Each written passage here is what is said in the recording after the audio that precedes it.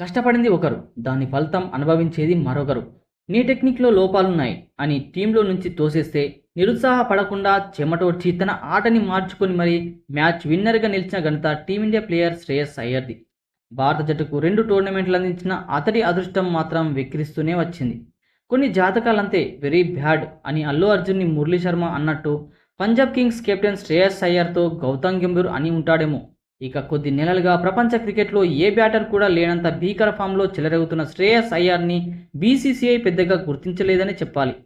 రోహిత్, విరాట్ తప్ప మాకు ఎవ్వరూ ఎక్కువ కాదని బోర్డు పెద్దలు మరోసారి చెప్పకనే చెప్పారు. అయితే బీసీసీఐ విడుదల చేసిన సెంట్రల్ కాంట్రాక్ట్ లిస్టులో ఈ విషయం బయటపడింది.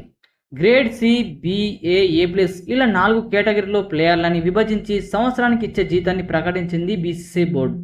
ఇక హైయెస్ట్ కేటగిరీ ఏ+లో విరాట్, రోహిత్, జడేజా, బుమ్రాను ఉంచిన బీసీసీఐ రిషబ్ పంత్, శుభమ్ గిల్, హార్దిక్ పాండ్యా, కేఎల్ రాహుల్ వీళ్ళకి గ్రేడ్ ఏ కాంట్రాక్ట్ ఇచ్చింది. నిజానికి గత ఏడాది అయ్యర్కి కాంట్రాక్ట్లో చోటు దక్కలేదు. ఇప్పుడేమో అయ్యర్ రేంజ్ వేరే. అతడిపై ఇతర కారణాలతో కాంట్రాక్ట్ ఇవ్వకపోతే ఫ్యాన్స్ కూడా ఊరుకోరు కదా.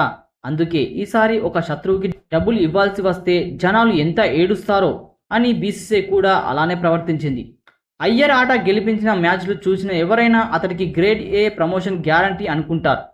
కానీ బీసీసీఐ మాత్రం అవేమీ పట్టనట్టు అయ్యర్కి గ్రేడ్ బి కాంట్రాక్ట్ ఇచ్చి తూతూ మంత్రంగా బిహేవ్ చేసింది. ఆడింది ఒకరు, క్రెడిట్ తన్నుకుపోయింది మరొకరు. ఇదేం న్యాయం బాబోయ్ అంటూ సోషల్ మీడియాలో ఆగ్రహం వెల్లగిస్తున్నారు ఫ్యాన్స్. ఇక ఈ మధ్యకాలంలో వైట్ బాల్ క్రికెట్లో పంతు రెచ్చిపోయి ఆడి మ్యాచ్ గెలిపించిన దాఖలాలు ఏమీ లేవు. టెస్టు మ్యాచ్ స్పెషలిస్ట్గా పేరు పొందిన రిషబ్ ఆ ఫార్మాలో కూడా తుస్సుమన్నాడు. మరి పంత్కి మాత్రం గ్రేడ్ ఏ కాంట్రాక్టు అలానే ఉంచి శ్రేయస్ అయ్యర్ లాంటి మణిమాణిక్యాన్ని తొక్కేయడం ఎంతవరకు కరెక్ట్? టీమిండియాలో ఫేవరిజం ఉందన్న వాస్తవం క్రికెట్ని ఫాలో అవుతున్న ఎవరికైనా ఇట్టే అర్థమవుతుంది. పంత్ అంటే అందరికీ ఇష్టమే. సరదాగా అందరినీ కలుపుకుపోయే మనస్తత్వమున్న ఆటగాడంటే అభిమానులకి ఎంతో ఇష్టం. అలానే బీసీసీఐ ఇంటర్నల్ మెయింటెనెన్స్కి కూడా ఇంతే ఇష్టం. అలా అని ఫామ్లో లేకున్నా టీమిండియాలో భరించడమే కాకుండా గ్రేడ్ ఏ కాంట్రాక్ట్ అలానే ఉంచేయడం ఇప్పుడు చర్చనీయాంశంగా మారింది. ఇంకా అయ్యర్ ఎంత కష్టపడ్డా మళ్ళీ కాంట్రాక్ట్ వచ్చేది నెక్స్ట్ ఇయరే కాబట్టి అప్పటికైనా బీసీసీఐ మారి అయ్యర్ ఎఫర్ట్స్ గుర్తించాలని ఆశిద్దాం.